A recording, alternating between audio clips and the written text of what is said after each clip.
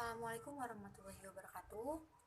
Hari ini saya Citra Raslia akan menjelaskan salah satu materi fisiologi tumbuhan yang berjudul respirasi aerob dan respirasi anaerob. Tapi saya hanya akan membahas tentang perbedaan dari respirasi aerob dan respirasi anaerob itu tersendiri. Nah, jadi pengertian dari respirasi aerob dan respirasi aerob itu saja sudah berbeda, di mana respirasi aerob itu terjadi pada semua makhluk hidup, termasuk tumbuhan.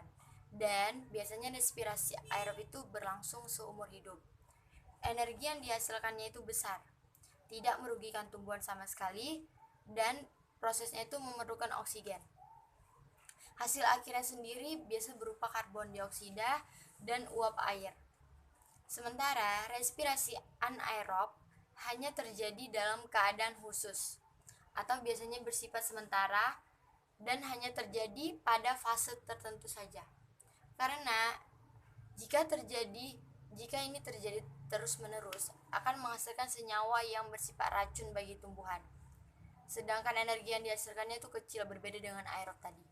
Tidak memerlukan oksigen dan hasil akhirnya itu berupa alkohol atau asam laktat dan karbon dioksida.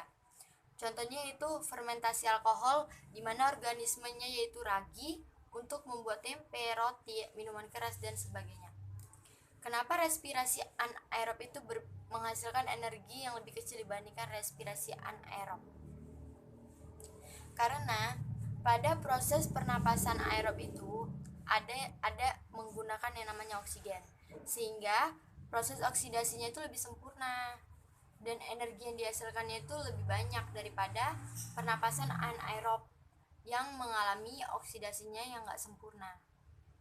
Karena itu pada pernapasan aerob jumlah energi yang dihasilkannya itu lebih besar, sekitar 36 sampai 38 molekul ATP setiap proses pernapasannya. Sementara pernapasan anaerob itu menghasilkan sedikit sekali molekul ATP pada setiap prosesnya. Nah, hanya itu saja yang bisa saya sampaikan tentang perbedaan dari sistem respirasi aerob dan anaerob.